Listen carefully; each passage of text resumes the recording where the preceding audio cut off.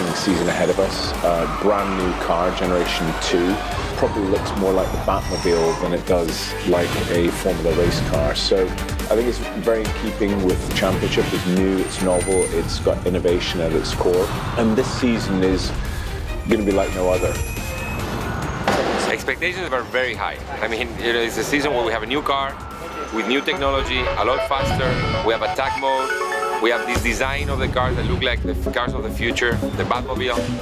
We have new cities, we have new teams, we have new manufacturers, lots of new things in Formula A. Formula A is moving so fast, it's paving the way to the future of motorsports, and Season 5 is going to be a next step on that. Oh, he's hit him! The cheaters hit each other! Look how close they are! This is brilliant!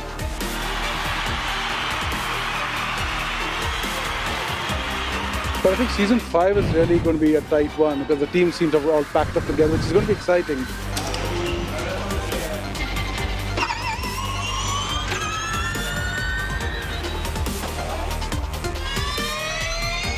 Yeah, very excited to be here. It's been a long time waiting for this official testing and for the new generation of Formula E cars. And we go green in Hong Kong! He's done it! When he's through! Mortara has spun! Oh, man, right! I think Formula E is going through very exciting times in general. A lot of manufacturers coming in, a lot of good drivers, and yeah, so far everything looks good. We've got a mixture here between drivers like Massa that have come in this season, but also new drivers that are coming into the championship that actually are making a choice to come into Formula E as opposed to going to Formula 1. I have always kept an eye on Formula E and the ongoing growth during the first couple of seasons, and especially now with the new generation cars. Yeah, it's a good time to join because the cars are completely new. There are also some changes in the regulations, but still, as a rookie, you have to learn more than the experienced guys because they still have the experience of, even if the car was a bit different, they still have a reference, and I don't have that reference yet. So, and I only have a short time of testing until the first race.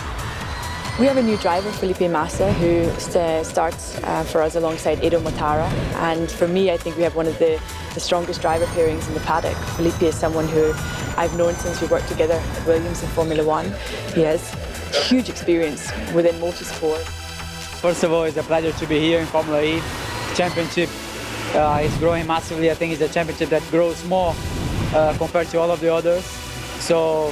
And I'm just learning how to drive the car, just getting used to with the car, with all the settings, with the track. In some tracks it will be extremely difficult to handle. The car it's reaching here 240, 235 kilometers per hour. So that's quite fast for a track which has a chicane in the middle of the straight. So in some of the tracks the speed will be significantly higher. First thing is, it's a very striking design. You won't mistake it for any other type of racing car, that's for sure. And I think that's a very good thing because it's a sort of thumbprint of the championship as well. The main features of the car is the increased battery size. We've also got more power each year. They've brought on an extra roughly 25 kilowatts every year. We mustn't underestimate the challenge of the Gen 2 car. Certainly the powertrain, it's very complex, and I think the engineers have had a big challenge to get everything ready in time, and it's very exciting to think that we're going to be lining up on the grid in Riyadh and starting Season 5 with such an evolution in a new car, in the Gen 2 car. They are cars of the future. This defines the future of motor racing. These cars have two levels of energy. They have the normal level and the attack mode. That's going to allow drivers extra energy for approximately 4 laps. So what we do is we accentuate the amount of overtaking that happens in Formula E. It's basically a chance for the driver to have extra power to do an overtaking move. It's going to be a case of you activate the attack mode by running on an area of circuit, which will give you 25 kilowatts of extra power for a period of time, and that will change every race in terms of how long it's going to be, where you have to run or do things, so there's going to be a lot of strategy coming behind it. The driver's going to have to understand how the challenge works and figure out how to go offline, not try to lose too much time as they do that, and then understand how they'll be able to use the power at the right places to overtake. So I think we have all these new kind of things that have never been seen in motorsport before that continue to make Formula E at the front of what's going on and really paving the way for motorsport for the future. First of all, it looks fantastic. I think it looks really futuristic. Yeah, it's a fun car to drive. The Gen 2 car is definitely faster than Generation 1. We expect a lot of fighting, all the cars to be together. So this Generation 2 for sure will create a lot of excitement. First race of Season 5 with the new Gen 2 car. I think that's going to be definitely an exciting moment. And I think the field will be close, so I'm sure we're going to have some really exciting races. Today I think it's all about getting in a rhythm and getting a feeling for the car. I think as a team it's good to start having operations in place, to think about the race scenario that is coming ahead, and also of course to set up the car. It's very important. It's all about getting back in the rhythm, feeling good, knowing what to do, and then bringing all that package to the first race. It's all new, it's all brand new, but yeah, the team of people around me I know so well from DTM, especially in the last few years, so it's great that we're all sort of coming into it together. This is a challenging test for us because every other team here is a manufacturer. We're the only independent team. It's work in progress. I can't really say whether I love it, hate it, whatever, but I'm sure that what we've got underneath us is a very strong platform. We just need to unlock all of its potential. Really looking forward to the season ahead. New teams involved. Nissan and BMW have come in this year. We've got Porsche and Mercedes coming in next year. It's a big change for the team, so I'm really happy that Nissan is now there and a full Nissan entry, so I think it's good for the championship, it's good for everyone. But yeah, I'm looking forward just to be more and more in the car. I'm really happy to discover new cities, new tracks. Santiago we go back, but it's going to be a totally different track. We go to Bern in Switzerland. Another track in Switzerland is amazing. Difficult to realize how cool that is. And back to Monaco, back to Paris. So lots of cool stuff coming up. Formula E has been just growing year after year. There's more cars next year, different places I haven't raced at yet that we're going. Every year there's something new, so I think just the competition of the level of drivers going up and the teams, that's already a fun fact for us to go and beat them. We started in terms of fan participation a number of years ago when we brought out Fan Boost, which was fans using social media voting for their favourite driver, and the 3 drivers with the most votes get something called a Fan Boost during the race. He's on Fan Boost. Make your line, he's on Fan Boost. Which is equivalent to enabling the power to either overtake or defend. Pushes the Fan Boost. Buemi's using his Fan Boost now. Buemi's using his Fan Boost. So in our DNA is participation. It's involving people, it's involving a much younger audience, and there's no doubt that esports and gaming is increasing in popularity.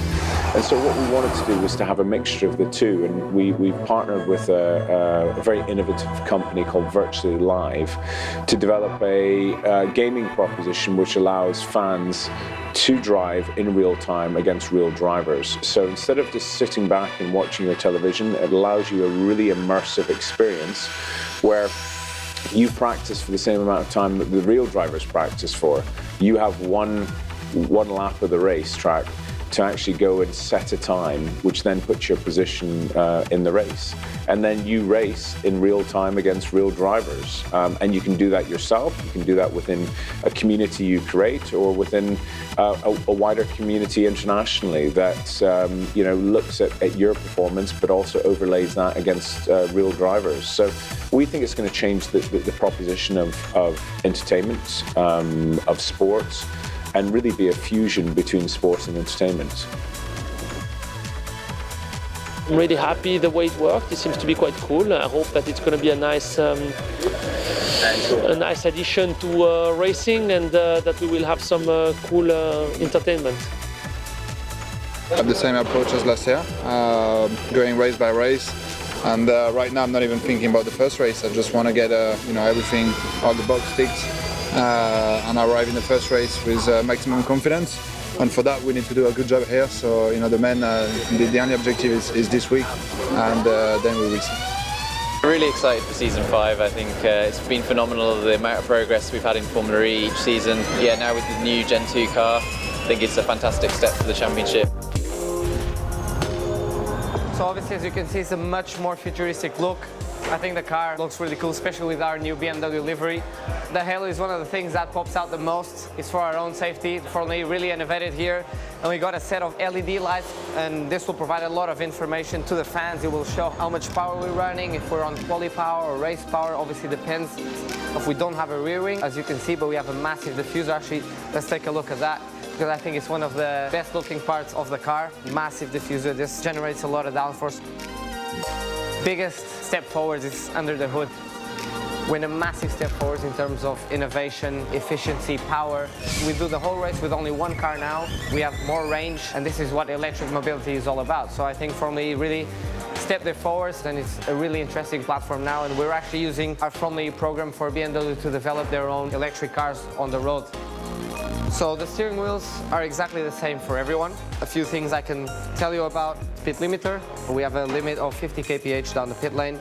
Reverse button, I hope I don't have to use that one much. Radio button for me to talk to the team. Energy, please.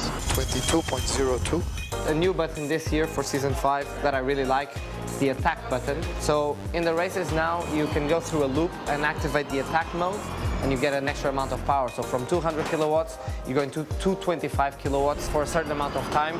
So I'm going to be pressing this button quite a lot. We use these lower paddles for regen. So when I press this lower paddle before a corner, I regenerate energy back into the battery, and it's one of the best ways to be efficient here in Formula E. These top paddles, I use it for fan boost. Make sure you vote for me so I can press them in the race and have some more extra power out there. What's so exciting about Formula E is the jeopardy. I think it happens all in one day. So the first time the drivers get onto the track is the morning of the race. So they have 2 free practice sessions, 1 lap for qualifying, and then they have the race itself. So what that does is it creates a huge amount of jeopardy, and means that we've got a lot of really close wheel-to-wheel racing. And I think what that's allowed us to do is to have a very close championship. The first 4 seasons, we've had different winners, and every single season has gone down to the very last weekend for the team that wins the championship and the driver that gets crowned the world champion.